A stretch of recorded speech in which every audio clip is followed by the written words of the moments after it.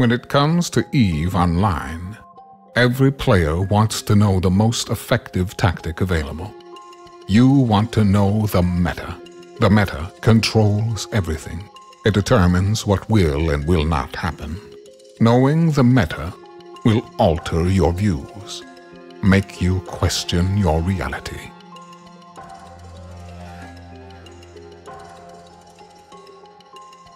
It might even make you laugh. And now, you're part of it. You're watching The Meta Show.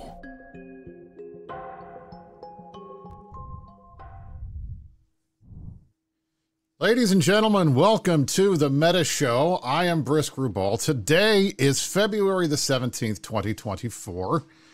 We have been gone for 2 weeks. It is Mark Resurrectus' fault. Now, hang on a second. I want to be clear about something.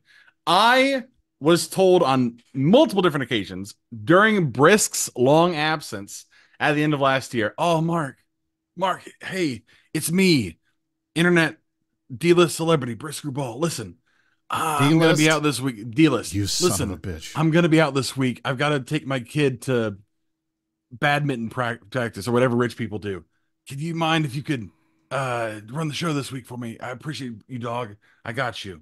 And I did, happily, with glee. That's not a word, Ogami. With glee, I would do this for him, my friend, my esteemed colleague, Mr. Brisc Rubal. So yes, I was out for 2 weekends. This is true. However, under no circumstances was there ever the indication that I thought that he could not do the show without me. In fact, his best friend was a previous host. He could have the best friend come back on and do the show again with now granted, I don't want him to do that because then he'll just take the spot back from me. But still, the option was there. That's all I got to say. The bottom line is I took advantage of the fact that Merc was not around and Mark was gone for 2 weeks to not do the show for 2 weeks. So we got a lot of shit from you people. I have to say, I love the fact that you guys love this show so much that when we don't do it, you get upset. Mm-hmm. Although it also does annoy the hell out of me. But anyway, we're back. It has been 2 weeks. Now, before the show today, I got to get into this, and then we're going to get into our top story, which is the CSM Summit. The reason Mark was not here for the last 2 weeks.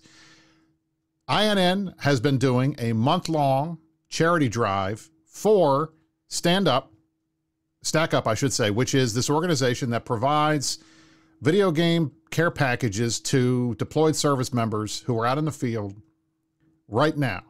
Now, we have so far raised $611 out of our goal of $3,000 that will allow us to provide a significant number of these care packages to our fellow friends and folks across the seas who are gamers and also deployed in the U.S. military. Listen, I know this audience very well. I know that you guys are philanthropic to the max. And I also know that at least in the Imperium, maybe not in every other group in this game, but I know at least in Goons Forum, at least in Karma Fleet, we have a ton, and I mean a ton of not just current service members, but former service members. You guys know what it's like to be deployed. You know how much it sucks. You know how awful it can be when you feel like you're not able to do the things that you're normally able to do when you're at home. Video games are one easy thing that you can do. So I urge you guys all to join me in donating to Stack Up. The link is in the bottom. If you scroll down on the screen, you will see a link to go there and donate. I hope that by the end of this stream, we can get a little closer to 3,000. But in the meantime, let's talk about all our favorite games, EVE Online. Listen, we have almost a quorum of the CSM here. We were supposed to have Stitch with us. Unfortunately, Stitch was not here. But we have Kaz, we have Dark Shines, we have Angry Mustache on frickin' camera for the first time in more than a year, which I love. And we have the one and the only, the Oz, who is taking time off from his stream to hang out with us on our stream today. So thank you. I want to clear something up, by the way, for people. What do you want to clear up? Who maybe watch Oz's stream and they're just like, yeah, that's just a normal German guy. I mean, I think it's more than 4 people. Yeah, it's got to be more than 4 people. At least 4, perhaps more, of the people who watch Oz's stream, who think like, oh, it's just some normal German guy. You cannot fathom just how beautiful Oz is in person. I had the opportunity, the rare opportunity in my life to see him from multiple different angles over the last week and a half. Well, last week and sometime before that. On like two-dimensional viewing does not do the man justice. He is an absolute specimen. I've included a picture that I've sent to Brisc, and I hope he shows it during this stream. That of just like a kind of a side profile. In viewing that, it's just an experience. I hope someday all of you viewers also have the chance to see Oz the way that I saw Oz. I'd like to bandwagon on this. Mm-hmm. Bandwagon. Please. Okay. Yeah, so Oz had the opportunity to come down to Vegas, and I attended the Microsoft Excel World Championships with him. And for those of you who don't know, I'm approximately 100 times more as attractive in person, right? And I actually dressed that way. I cleaned up when I went down there, wore my nice shoes instead of like being clad in pajamas and so forth. Had a nice coat on. And I was not embarrassed to be seen with him out in Las Vegas, where I live a non-video gaming life about like twice a month. So yeah, I'll second what Mark is saying. It's just like honestly, it's just one of the more attractive human beings I've ever met, and that's before he opens his mouth. And then he starts talking. He's like, "Hello, my name is Oz. I'm German," and you're like, "Oh." He was angry. Do you want to tell him what you did, Mark? This is the best day of my life. Yeah, man, I fucking kissed Oz when I was drunk. I'm not ashamed to admit it. All right, I'm comfortable in what I am. I know it happened. It happened. It did happen. He's a married man, Resurrectus. What were you thinking? Well, I know. Listen. Just because there's a goalkeeper doesn't mean 2024. Try and score. Okay, and your boy was trying to score. It didn't work out, but I did try. I did try. Oh dear Lord. All right. Anyway, how about this Eve game? Yeah, Eve Online. How about that? Let's talk about Eve. So the summit sounds like it was quite fun in person.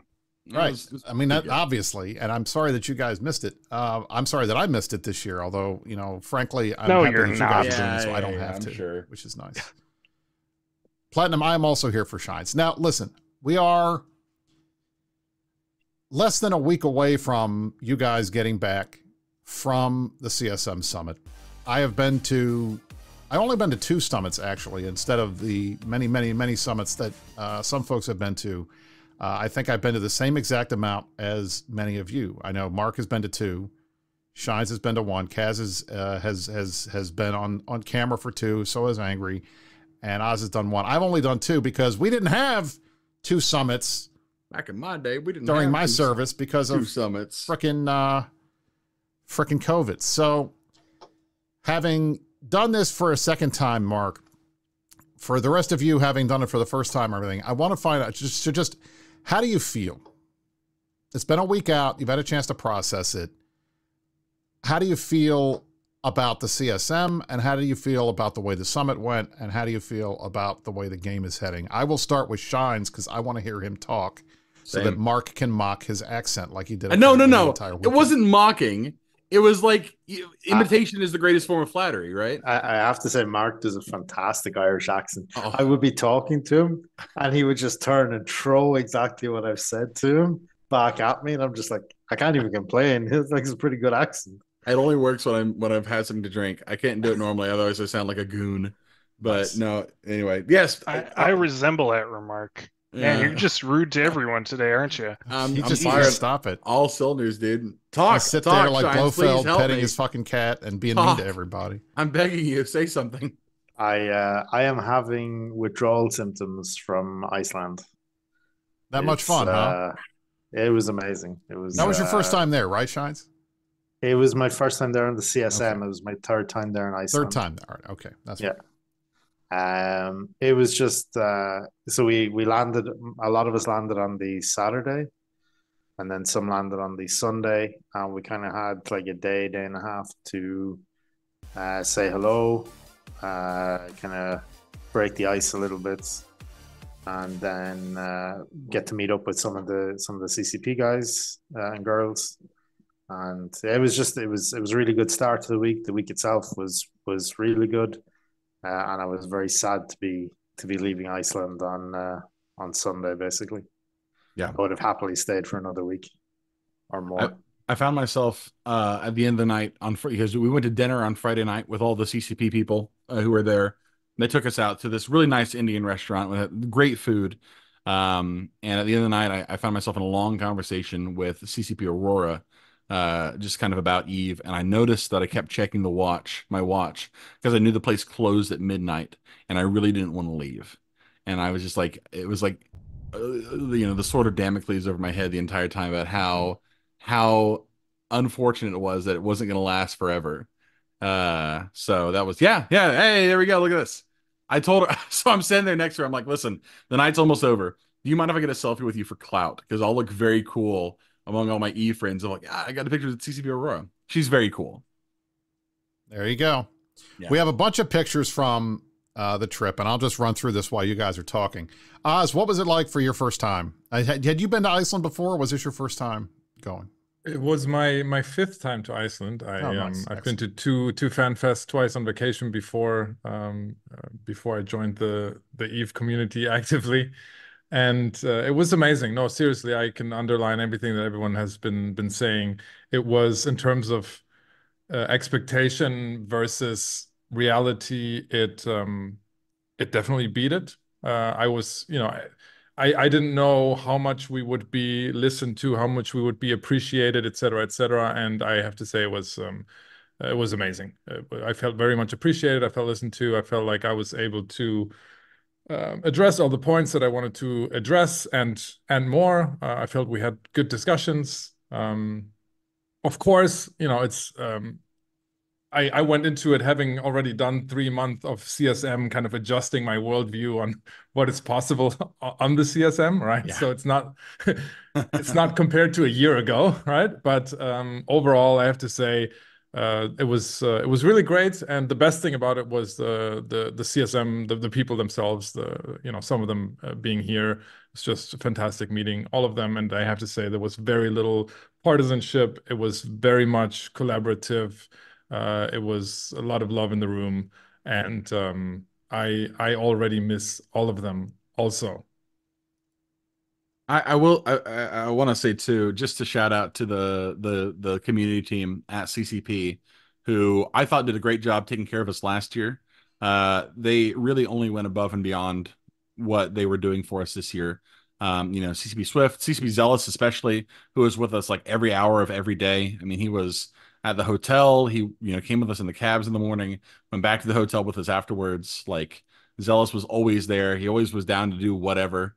He's a true homie. CCP Convict, CCP, whatever Michael's CCP name is. I can't ever remember what his is. CCP B, obviously, Bjorn is an absolute, he's such a cool dude, such a homie. And of course, the newest CCP community member, CCP Lumi, who had her first community beat just the other day. She is now part of the team, and she's super cool. She's a real cool. Oh Jesus! Oh, angry no. Oh my! There you go. Yeah. I'm getting Paint warm. marked like one of your French girls. Yes. I see why you were trying to talk up Oz just as a distraction. Oh Right. yeah. Exactly. So somebody posted that picture in Praise Bob, or I think I posted that picture in Praise Bob the day afterwards, and somebody else in that channel who's like, wow, I've seen some of those other people in real life. He goes, listen, Mark, I'm really sorry I've ever talked shit about you in local. Because he thought you would eat him, or what? Yeah, because he thought I was going to eat him. I was like, well, that's what I always the thing that is funny when you meet players in real life that you've never seen before, especially if you're one of these Twitch streamers.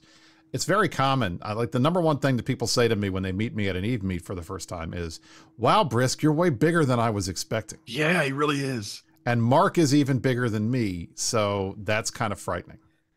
The very first day I got there, like when I arrived, I went into the bar, and Mark and I forget who the other people were. They're sitting at the table. There's 3 CSMs at this table, and he's sitting down. I'm already fucking head height with him, and he stands up and just towers over me and comes in for a hug. And like in a hug, like it's kind of 50-50. Each person feels like they're contributing to the embrace. Not with Mark. It's just all fucking Mark. I just have I just have a lot of love to give in my heart.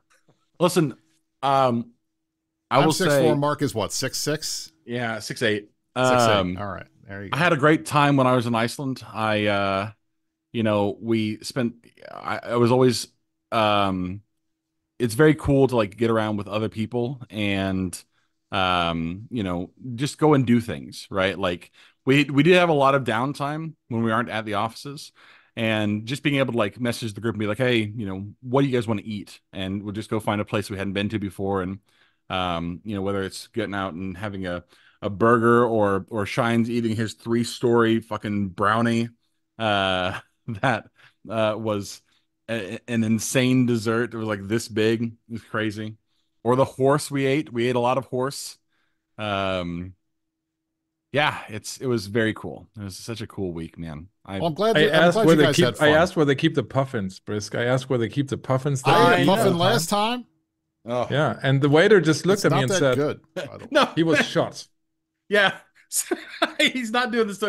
So he wants. We were talking about it before the waiter came out. Appetech had it on the menu. He's like, I wonder where they keep these puffins. And so he calls the waiter over and he goes, so where do you guys get these puffins? Is there like a puffin farm? And the waiter looks at him and goes, no, this one was shot. Ice cold. Just like, we gunned this puffin down in the street, bitch. Like, that's so fucking good. We capped this puffin and now it's on your plate. What else do you want from us? But that's the rule, isn't it? It has to be flying for them to be able to kill it. They can't kill them on the ground. Right, modern Vikings. It's real. The Icelandic people are very cool, by the way. Like, if you've not ever been to Iceland, even if it's not for like fan fest or something, just to go there and like, like it's like a whole different fucking world, man. Like, especially if you're from the States and you've never been to like if you've been to Europe, you kind of get a feel for like Europe is Europe. Okay. There are a lot of different places, a lot of different kind of people, but Iceland is so much different even than that. Like the way they heat their buildings, the way they get around. Like we had an active volcanic eruption during the middle of the week. And like people were just like, oh yeah, the old volcano again. What are you going to do? Like it was wild. I know he's putting the picture up right now. This was within like sightline of the city. If this was happening near any city in the United States, they would shut down the United States. Like this is an insane thing to see. Like in the morning, you wake up and you like look in the distance, and it's like the fucking Mount Doom over there going hog wild. It wasn't even that big of it. I'd like a point of order. Hawaii has been a state for like 60-odd years, and they have dealt with this on occasion. That's fair. But you are right that most Americans would freak out much more enormously on the average. Oh yeah. What do you think about it, Angry? You were from a distance this year compared to last year. What was your experience? I mean, exactly. In some ways, I had it quite nice because I attended all my meetings in bed, so that's the reason I didn't turn my camera on. I was in bed in my pajamas, nice and warm, and not having to stand outside in the cold waiting for the taxi. That part sucked because inside the hotel is really warm and nice, and then you get out in the taxi and it's cold and the taxi's not heated that well. Then you get there and then you walk through the cold to the CCP office. Mm-hmm. So that's definitely nice. What wasn't nice was that I didn't get to wine and dine on CCP's expense. That was pretty nice last year. The downside. Yeah. And what I really did miss is not getting to chat with the devs outside the thing because you just can't do it. So much stuff gets done at the dinner at dinners and at bars, and I just didn't get to do any of that. So that was a bit of a bummer. We missed you desperately, Angry, the entire week. I said several times. It was wild because there were only 3 of us who were there this year who had been there last year. Those being myself, Storm Delay, and Luke Eninen.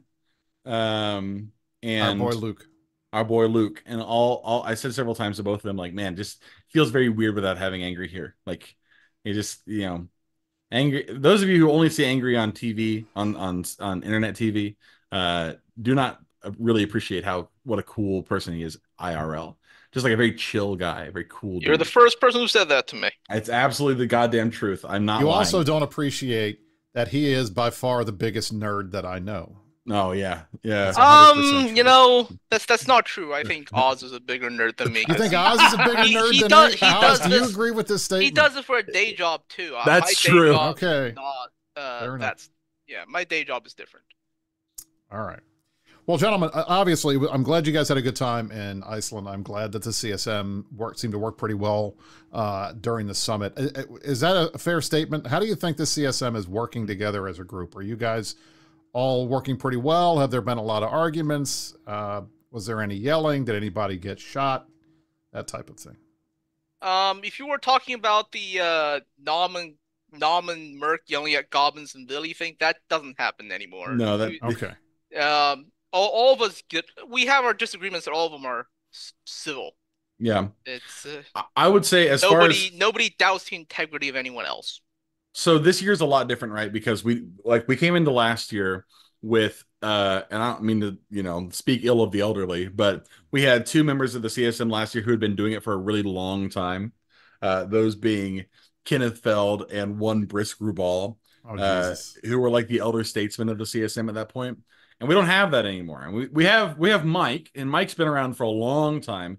And Mike is also a very cool guy. Like we have my Snuggie, Mark. We do. This was I didn't do it from bed. I was in my chair at whatever it was, 1 in the morning, I think. Yeah. 1:30 for the earliest ones. With my Christmas present Snuggie, it was grand. I said on the fireside earlier, we had a little bit of Q&A, and I said that and maybe we'll get to talking about more detail. I don't know what if you have more specific topics or questions you want to ask Brisc. But I said on the fireside, I think what they've got is very interesting, and it could be that the Monkey's Paw is ready to fist everyone, and people will be super pissed this summer, or it could be that it'll be their most popular expansion pack in probably 5 years. I'd say. I think there's a wide range of possibility, so I can't help but be sort of excited. But I'm equally filled with trepidation for change, as always. So we'll see how things go. But you can't help but be encouraged by the possibility of that, even if I am always paranoid of the worst case. Oh yeah. 5 years ago was Blackout, so you'd have to be a pretty. Well, that's exactly why not beat Blackout in terms of popularity. But I mean, in that past 5 years, right? There have been expansions that have been more or less popular, but that's what I mean is starting with Blackout, there's this whole period of, and I think that's why I said I think that they have the possibility that this will be dramatically more popular than anything since, Abyssals came out or Pochvin or whatever it was around that time. I guess, yeah. I think this, in terms of how well we have gotten along this year, I think it's gotten a lot better. We started out kind of rough. It took a long time for them to onboard everybody and kind of get us all going. There was a lot of, I think, maybe not resentment, but agitation about that.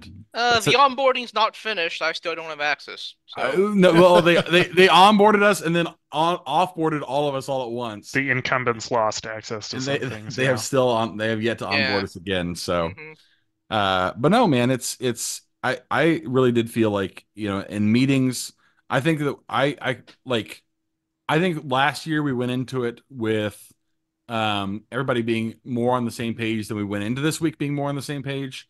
But I feel like we left maybe having accomplished more this year than we did last year. Especially the beginning of the week always is kind of like them just kind of getting us into this is what it's like, this is what we do, explaining stuff to the new guys. But then by the last day and a half or so, we were fucking cooking with gas. Those last couple of meetings were wild. So it was pretty good. Shine sent me pictures of his brownie, so I'm putting this on for you guys. So oh my god, that brownie was fucking insanity. It was wild. To be clear, I did not eat all of it. I managed maybe a third. And then that was it. A turd. He managed a turd. He managed a turd. It really was a great brownie. It was 333 brownies together. That's what it was. There it is. A couple more photos from the crew. That's not bad. Mark and shit. Mark was a little Mark was a little peckish after dinner one day. Yeah, that's true. Tries to eat Storm Delay. Listen to me. So Storm Delay, the hardest one of them to pick up. He's so wiggly. He's like one of those little like a ferret. You know what I mean? He just you pick him up and he's just Woo. So that's fair. That's fair. All right, so let me try to summarize this for you guys, and we'll get into more specific stuff because I know I'm interested in hearing more about what you guys talked about. In the past, there have been previous CSMs where CSM members have walked away from the summit and been angry, have walked away from the summit and have been despondent, have been upset, have thought the company was moving in the wrong direction, have thought the game was moving in the wrong direction. And it sounds to me, based on what I'm hearing from you guys, that you're not feeling that in fact, everything seems to be okay. And you're potentially looking forward to the changes that we can expect to see through the rest of the year with an addition. And that was me on my first summit. I was a little nervous after we were done. Is that a fair statement? You guys are optimistic coming out of the summit this time?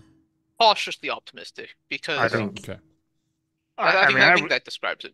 I was serious when I said I think there's some real risk still, based on what we've heard. It's not like I'm leaving with an ill feeling, but at the same time, I know the risks, which is why I hate this job. And there really is a possibility that they could do some of the, either stuff we've heard or from what we've heard that it could evolve in a direction that I think would be negative and that it could be screwed up and we'll all be super pissed and then be forced to go through trying to fix things with them. That's never impossible. And so I'm trying to keep that in mind. And that's a big part of our job, I feel like. And all of the CSM, that we were productive on that score during the summit in terms of thinking through the stuff we were told and saying, we feel like this could be bad for reasons A, B, C, D, Z, right? And giving feedback. So that's a process. It's not a done deal yet. So I'm excited. Potentially, it's hard not to be excited. But that's also the excitement of fear. 50%, Yeah. So Oz, this was your first summit, right? What did you spend most of your time talking about? When you came? I mean, obviously, a lot of times people come in, they've got an agenda, or at least they got stuff they want to bring up. What was your thing that you wanted to bring up while you were at the summit? So on Friday, as you know, Brisc, most viewers might not, but there's time for all of the CSM members to hold their own presentations, and I think everyone did. Correct me, other guys, but I think there was a lot of presentations on Friday, so I think everyone said something. Mine was on monetizations and markets, and the really great thing, and I was alluding to this earlier, was that I felt like by the time Friday came around to hold my presentation, I had been able to already address all the points that I brought in my presentations, not only in group sessions, but also in one-on-one sessions with the monetization team, or the team that's responsible for monetization. And so that was already great. In terms of what I wanted to talk about, I'll share the presentation on Reddit as well. But in terms of monetization, I really think they need to think their packs differently. The packs right now are just terrible. There's 9 different cerebral accelerators. No new players have any idea what they do. I don't even know. I can't tell by the name. What does this do? I had 4 different cerebral accelerators, and I have no idea what any of them do. I have to click on I just click on it and accept it, and hopefully, hey, maybe that's better than the one that I had before. Yeah. And they have to be more consistent in pricing. I mean, I think everyone by now thinks that the price increase was a huge mistake, and now they have to counteract with massive sales, and that's not good for the in-game economy. It's not good for the trust that players have in spending their money with CCP, and so I think that they need to be more consistent there. So those were the big 3 points I had in monetization, and then I just brought a whole laundry list of things that I think could and should be changed in terms of markets and trading in EVE Online, because a lot of them are small fixes that would make EVE Online better for everyone. But I'm not going to go through every detail, so the other guys have something to talk about. Watch Oz's show if you want to find out all the details. Exactly. I'll be going live after this, by the way. All right, perfect. It is like. Go ahead, Mark. Sorry. No, well, I was just going to say, I mean, one of the coolest things about having, and people, one of the biggest criticisms of people like Oz and people like Angry by elite gamers who play EVE Online is the question of like, well, what are they actually going to contribute to the CSM? I mean, they don't know anything about ship balance. Like, well, what are these guys doing? You know what I mean? Angry and it's true. Angry is an elite gamer. We saw that this last on Friday too. Oz actually too. Oz got some kills. Pretty cool. I did. Yeah, but we're gonna get back to that too. By the way, I need to tell a very funny story about Dark Shines later. But what is so cool in those meetings is that we talk all the time about how Eve is so many different interconnected stories all happening at the same time. And it is such a cool thing to be able to, during the middle of a meeting that is unrelated to necessarily, markets specifically or industry specifically, being able to look to, like, if you have a question, not just being able to, like, hey, somebody at CCP, can you look this up for me? Having an expert resource right there with you, like in Discord, we can say, hey, what do you think about this? What do you think about this? Are you able to pull up these numbers? Like, what does this mean? That's such a cool thing to have at your disposal all the time. For somebody like me, who is a simpleton and doesn't know how numbers do, having people around who do is just like very good. Love that. How much did you play during this summit, by the way, Mark? Okay, every day. So I figured. So the best moment we had was actually like the first or second. Was it Monday or Tuesday, Shines? Second day, Tuesday. It was the second day. So I had bought a new farm, a C6 farm fairly recently, and because I'd sold off. Because you're not rich enough, Mr. I gave away money one of bags. I gave away one of my old farms to some friends, and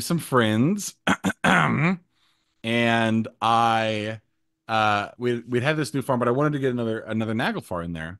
And I'd been having a horrible time getting a nag in. I couldn't find any good connections. I'd had a couple null secs that were out in the middle of nowhere. Nothing that I could use to move a nag. And I was about to give up. It happens. It's horrible. A lot of in the middle of nowhere null sec. A lot of in the middle in the middle of null sec. So I was Tuesday morning. We get into the office. I sit down on my computer. Somebody was I think Zella was talking, doing something, and I'm like, you know what? I'm just going to look. I'm just going to scan out the chain, just see what I have, see what my connections look like. Because you have so much time before the meetings to deal with this. Exactly. If you do find a connection. Or in the meetings, during the middle of the meetings, those two. So I scan and I find a null sec. And I'm like, it's my only connection that I can fit a dread through. And I'm like, well, I mean, I'll look. You know what? Maybe, I'm thinking like, well, maybe I'll find something out near like where Horde is, and like maybe you can get a couple sinos out there. Maybe Storm can do something for me here, or I'll find something out near Goons. I can get in touch with one of these guys and whatever. So I scan it out, jump out, and my first thing I notice is like, okay, there's 70 people in local here. This is wild. Like, where is this? And I look, and it's in Fountain, and I'm like, Fountain? Okay. Oh my God. Did you end up in like B1? I got to be just a couple jumps away from wherever Shines is at. And I look at the name of the system, and it's B10. Jesus Christ. And I'm like, what? And I looked the Shines. There you go. Welcome to Init Staging. It's B170. Thank you. Oh, sorry, B170. My mistake. I look next to me. He's sitting right there, and I'm like, hey, Shines, can I buy an ag from you? And he goes, what do you mean to buy an ag from me? And I point down the screen, and he looks down, and he goes,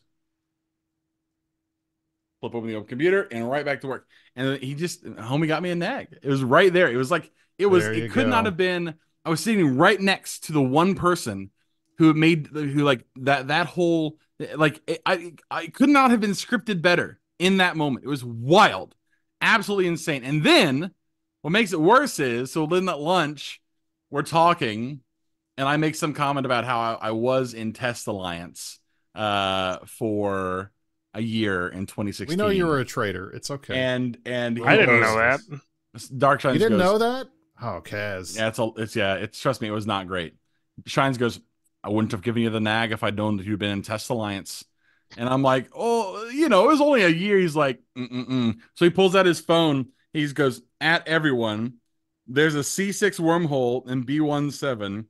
I need you to infill that hole with a scanner. Let me know when you have. And immediately I'm messaging my guy like, roll the fucking hole. And sometime later, we have a good laugh. Sometime later, one of his guys messages him and says, hey, I got in, and shows a picture of our fort. And I about had a heart attack. So wild. That makes me happy. Speaking of Damocles, I'm very proud of you, Shines. That's an excellent response. Exactly what you should have done, Shines. Yeah. It's very good.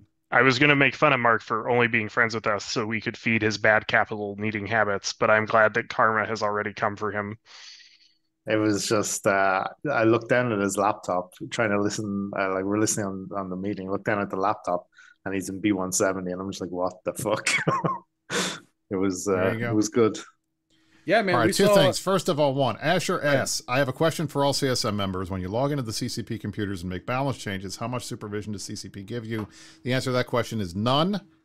And the second question, Nats asked a bit of an obscure question, but can Null ever get back that sense of building lifelong stories? Maybe nostalgia, but 10 to 15 years ago, legends and heroes were born. Now it's all just a bit men, no escalations, no grandeur. I won't answer that question, but I'll throw that open to the rest of you because it seems like this CSM, you guys are spending a lot of time talking about nullsec. But to me, the answer to that question is yes, but it's going to take those of us in nullsec doing things to get there. And that's not something CCP can do, but CCP does have a role in fixing the current environment to make it possible that those types of things happen, where we want to go to war, where we have reasons to go to war, where we are capable of going to war. And I'll tell you this right now, when there's not much to fight over, and when the costs of the big weapons that the big groups would like to use against each other, namely supers and titans, are prohibitively expensive to replace, it makes it very, very difficult for anybody to want to go fight with each other. So I'm hoping, and maybe you guys can talk a little bit about this, that you brought this up. Nullsec, what should we do to fix it? Shines, you have a lot of ideas about this, I know. I'd rather just not talk about it at all because even what we don't say can be construed as breaking NDA or leaking things. So all we'll say is they're working on it, but we can't say anything about it.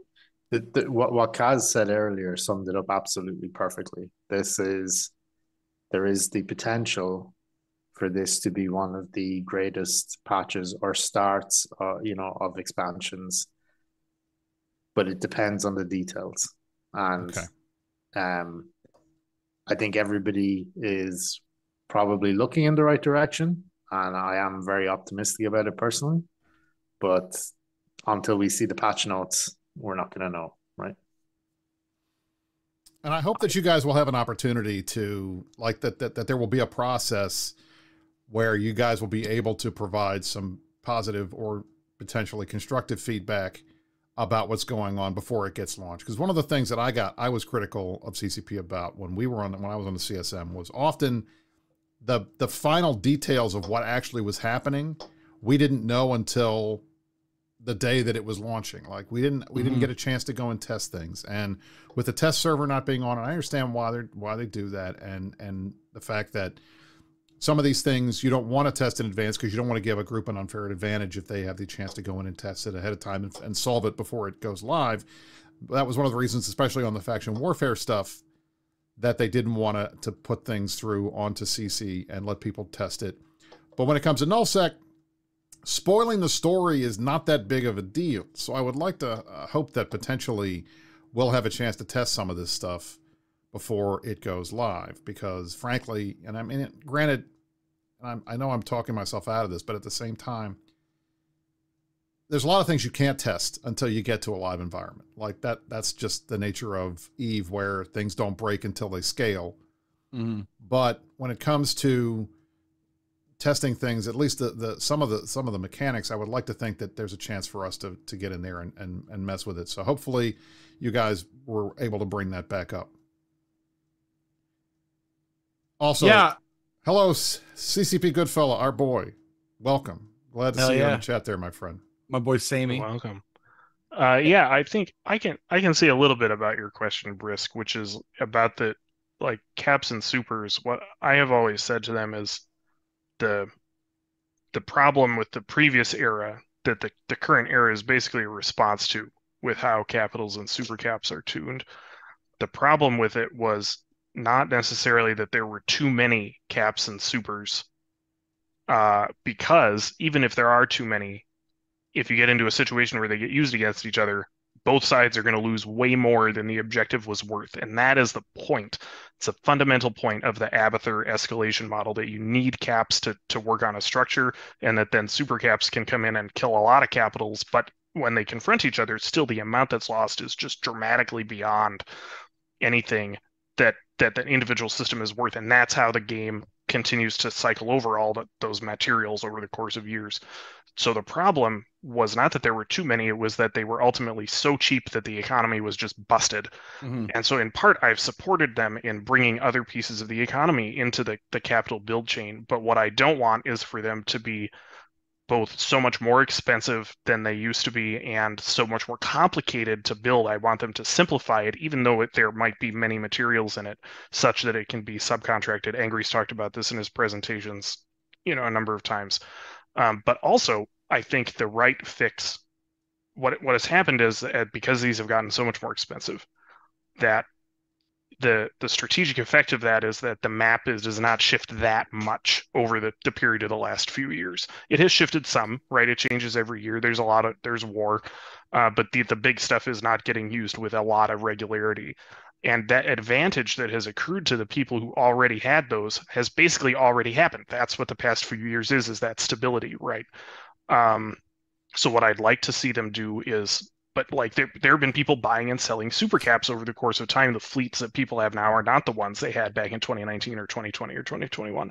And I think those people who have invested in maintaining or in building new ones, which has happened for the past couple of years, deserve to also be rewarded. And I'd rather see them take and juice the value of nullsec, both what crabs can do and the value that you get for holding space all together, so that we're not uncompetitive with Pochven, right? Or uncompetitive with a C6 wormhole. And I think in a world where nullsec is truly competitive with other endgame PvE, that, and they're a little bit better fixed, the world where Titans are 150 or 200 billion or somewhere in that range is not as weird as you might think, but we really have to see the juice, if that makes sense. So like I said, I want to be hopeful.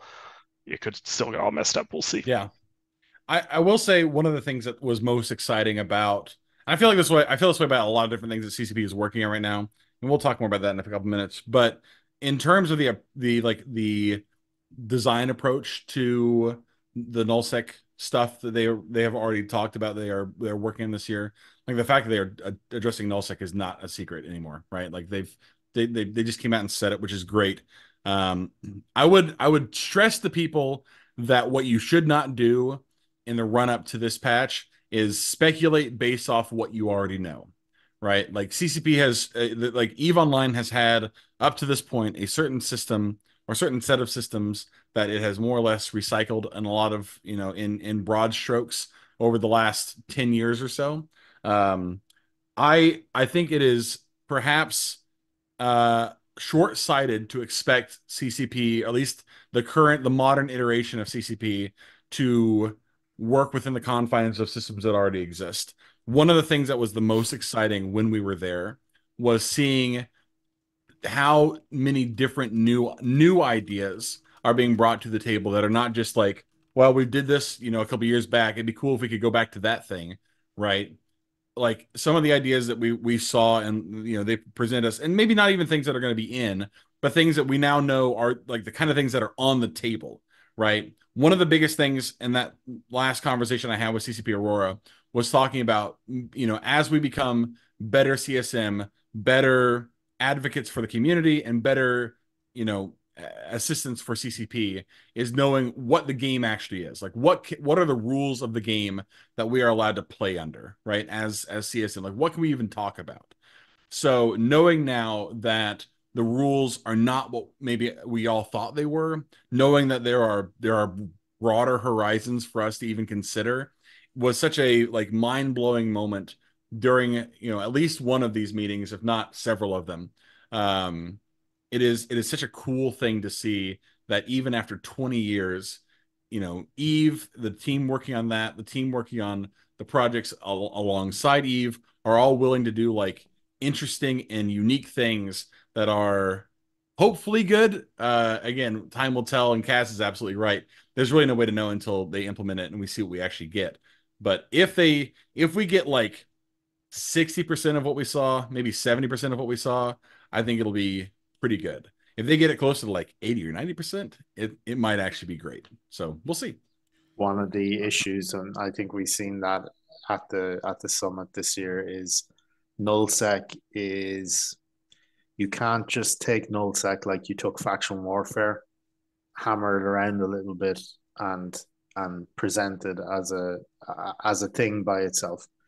And I know faction warfare can be a little bit complicated, but nullsec just has so many. There are so many variables when it comes to nullsec that trying to address one problem means you actually have to address 10 other things at the same time, and trying to manage that and walk away with a good system, like especially in maybe such a short time frame, is not as easy as I expected it to be, I think. Yeah. I mean, and that's 100%. I mean, when it comes down to it, you know, null touches so many different things, and the things that they change in null potentially have impacts everywhere else, that it's always difficult for, I think, anybody that's working on that team to recognize all of the downstream impacts that they're going to have from just making small changes. Now, I have questions. I have a couple questions for you guys to wrap up the show, because we're running out of time. But I could have you guys here for another hour, and I'd still have questions. No doubt. First thing. All right. We have seen a ton of conversations on Reddit and elsewhere, and I think this is largely because of the faction warfare changes. But there have been a ton of complaints and conversations about multi-boxing and the ability of people to add extra accounts and do more work, and one guy playing with 5, 6, 7, 8, 10, 20 accounts at the same time. Did any of you bring this up during the summit? Or is this something that's strictly a Reddit complaint, but is not something that is more... Strictly a Reddit complaint, basically. Okay. Yeah. I mean, there are concerns that we've heard from CCP about certain aspects of multi-boxing, specifically the more automated than proper type of multi-boxing. They know about it. They're addressing it. But it's not the... It's the guy's Reddit complaining is basically not an issue to CCP, because it's, to them, it's more money, which is not a revenue stream. That's why I asked the question, knowing that the chances of them doing anything about it are relatively small. But it seems like this is a complaint that I'm hearing more and more, and I'm just trying to figure out if this is something that you guys are hearing, or if it's just, you know, the noise coming from that. But my personal opinion is multi-boxing is fine. I agree. I have would so be dead much without to say about this. multi-boxing financially. Oh no, Kaz has a lot to say. Sorry, I'll try and be fast, but like, I am very pro multi-boxing in the sense that if you think about historically us, Goonswarm, and our enemies, PL, Bob, I said a little bit of this on the fireside, in fact, there was always a difference where we were the blob and they had fewer people but stronger per player on a per player basis, and that's why they were dominant. There's this sort of interaction across the years. And I view the multi-boxers, who are currently pretty powerful in Potvin, especially because the drone comps really favor them, and there's a balancing debate to be had there. But in a sort of abstract way, I view them as this like holy, platonic, ideal version of some of our enemies, because in an abstract sense, they are similar. They have a lot more power per player than the Blob does, right? Than Goonswarm does on the average, let's say, or than Brave does, or what have you, or Pandemic Horde. And my case to CCP is that they are someone that should have something to do in nullsec, that those players should be able to go and try and take space, and that there should be mechanics available to them that make it rewarding for them to be part of the map game, because they fit that profile in this very abstract way. It's the same as I think of, like, for example, an esports team. I think it should be possible for an esports team to come in and try and hold some part of the map and be able to put on their website, hey, we also play EVE Online, and we've been able to hold this much from the rest of the EVE players, and we're, you know, Team Liquid or whatever. I don't know who's popular these days, you know. Yeah. Team Liquid actually did have an EVE Alliance for a while. Right. I know they had a corporation long ago. Really? Yeah, I think it was just a corp. Was it a full alliance? Called the Hatchery, if you look at Dotland. Mm-hmm. But that, I think there are all these potential groups that, with nullsec having a proper spread, a spectrum of mechanics, that you could see a lot of different groups. So what I want is for the multi-boxers to be competing for nullsec. I want there to be mechanics for that. Sorry, that was way too long, but I'm very pro that. I think the game is not set up to bring those people into the place where they should be, and so they mostly end up preying on the weak. And of course, people will get annoyed by that. And there are balancing discussions to be had, but I don't think CCP should get rid of it. The opposite. I think anybody who seriously has ever seen, like, who has ever seriously run into somebody who's like a mass multi-boxer, like somebody, and we're not even talking about botting, we're not talking about input broadcasting. I'm just talking about somebody who is a mass multi-boxer outside of a couple of very elite multi-boxers. I feel like anybody who's run into, like, we ran into a guy one time years ago who multi-boxed 20 Lashaks, and he would crab with 20 Lashaks. And it's easy for somebody to say, like, oh, 20 Lashaks, this guy's breaking the game. But we ran into that guy with like hell. You only have to push one 10 button. I was gonna say 10 dudes though can break, like, if you have one guy with a burst jam, you absolutely fuck up 20, like the 20 Lashak guy's day. Right? There are ways around it, because at a certain point, like, skill is just, you're stretched absolutely thin. And, and that is exactly, it's so awesome to me that Eve has the ability to give a 3000 APM demigod the ability to compete as hard as they can, that they are not limited by what the game allows them to. Hell yeah. That is unbelievable to me, but I want them to have appropriate content and not always just be preying on the little guy on a Pox and Stargate. That makes no sense. Well, I mean, there are people that exist right now, like Globby by himself changes fleet fights back back before when he got that mechanic nerfed. Like there were I remember back in the day where, like, if you were in a battleship fleet and you see Cap Q in system, you knew there was a good chance you weren't heading home in your ship. You're gonna get bombed into smithereens. That's what's gonna happen. Yeah. There's a very remember there was a post on Reddit specifically called "Fuck You Udell," and people who know what that character name is know, like, what he did as well. Yeah. All right, my last question, and then I'm going to kick it over to Mark to wrap us up. You guys did the senior leadership meeting this year again, right? We did. So for Shines and Oz, how did it feel talking to Hilmar directly, and how did you feel coming out of that meeting? It was mainly talking to Rattati overall. So. And Burger was there. Hilmar was there. Hilmar attended a few meetings, but overall it was he didn't take part that much. It was Rattati, who unfortunately also wasn't there. I was looking forward to seeing him in person, but he wasn't there. But he attended a lot of meetings, and we talked to him a lot, and very intense discussions as well. But I felt positive. I felt like, you know, I've definitely had times over the last 2 or 3 years where I felt much worse about what I thought I knew about CCP leadership and the direction that they're taking the game. This time I had a much firmer grip, or it seemed to me like they have a much firmer grip on the vision that they have for the game and the way that they want to get there. So I had a net positive opinion of the leadership meeting. What about you, Shans? Yeah, I thought it was good. I think the summit was hugely important for getting to sit down in a room with people and talk to them face to face. There is a better flow of information. There's a better understanding of their point of view. I think people probably seen a better understanding of our point of view, things like that. So the leadership meeting was fine. It was cool to see everybody there. CCB Burger is pretty awesome. He was there in person for so much energy, dude. It's crazy. Yeah.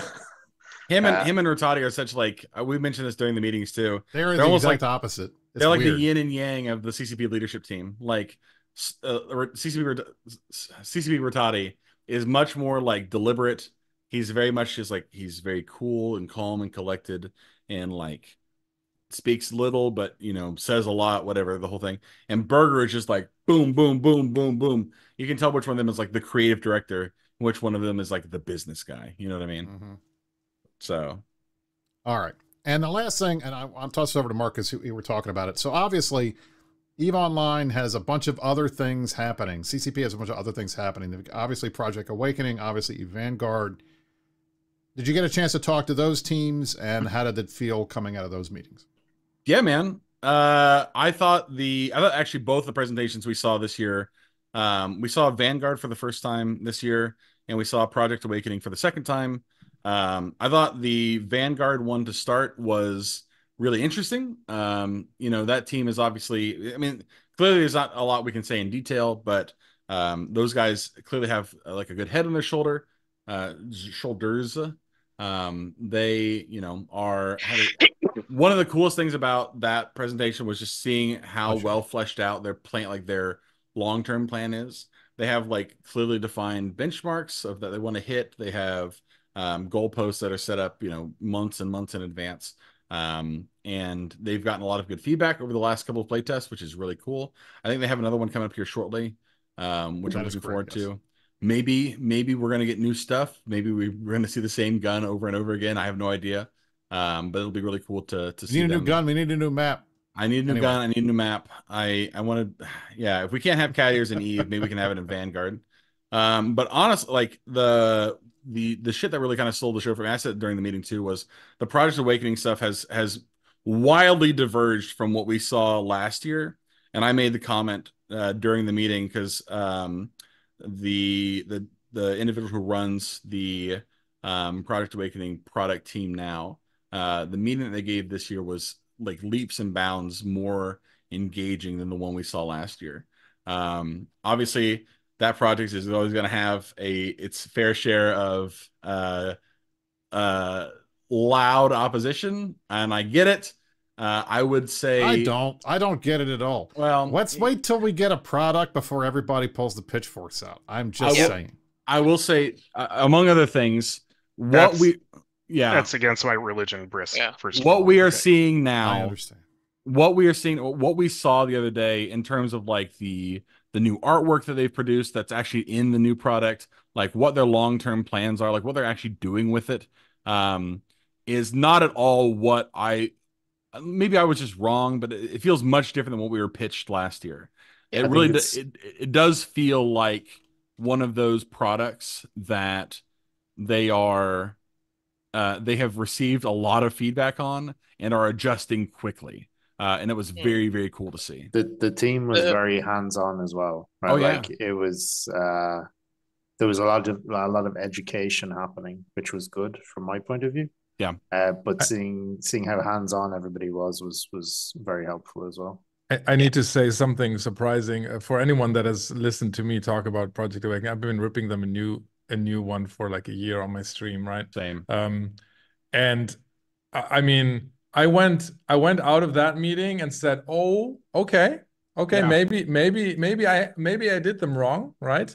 And not because I misunderstood what they were doing, but because they have listened to a lot of feedback and they're doing some really cool stuff in that team. So I know this will come as a surprise to a lot of people, but hey, let's wait and see. I mean, it looked pretty cool. I mean, sorry, go ahead, Angry.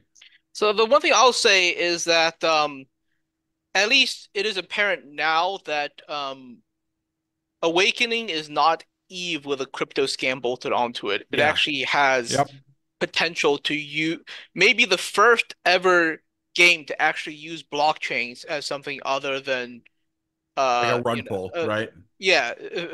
As a Ponzi scheme. That's what blockchains are. That's all they've been useful so far. But I think there's possibility that Awakening becomes actually a game where the beneficial features of blockchains actually have the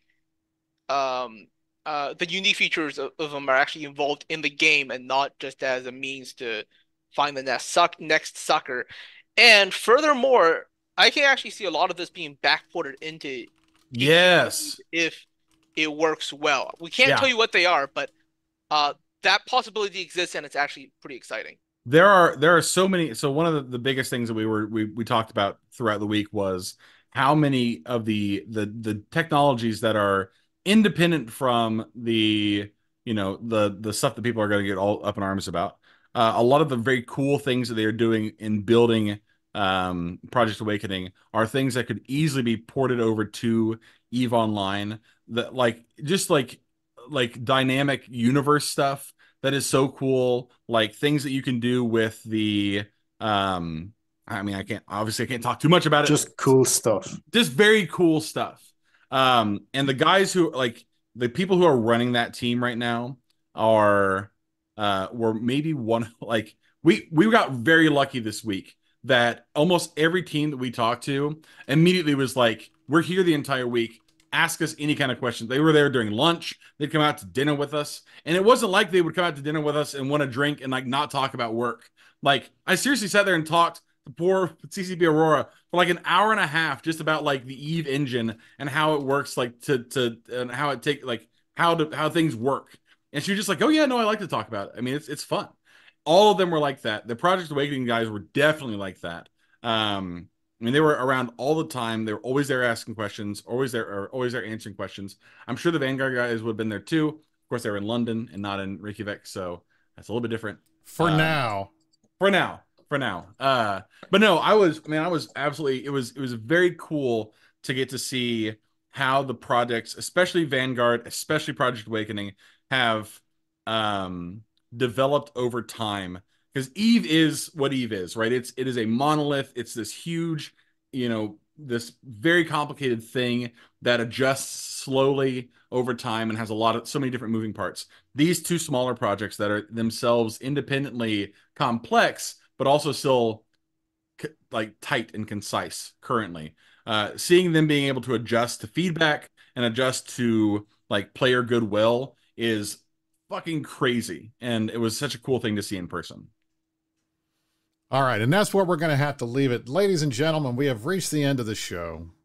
Shines, Oz, Angry, Kaz, thank you guys for joining us. I really appreciate it. It sounds to me, based on what everything I've heard today and we've been talking about for a while, that the game is moving in a pretty good direction. And next week, we're going to talk about the most recent Pearl Abyss investors call, which I think confirms a lot of what we have been seeing, which is that the game is probably in the best shape that it's been in the last 5 years. What a cliffhanger. I'll talk about it. So I'll talk about it next tonight on my week stream to get our just not to conversation about that. Oh no, Maybe we'll have some of the same people here next week. I don't know. We'll see. But in any event, ladies and gentlemen, this has been the Meta Show for February the 17th, 2024. I'm Brisc Rubal, joined alongside Mark Resurrectus, Shines, Oz, Angry, Casimir, joining us for the show. Thank you all for watching. Thank you all for everyone who has donated to Stack Up. We raised about $500 this stream. I'm hoping we can keep doing this until the end of the month, where we hit that $3,000 goal. And for the rest of you, enjoy the show, have fun on the podcast tomorrow, and you stay classy. New week.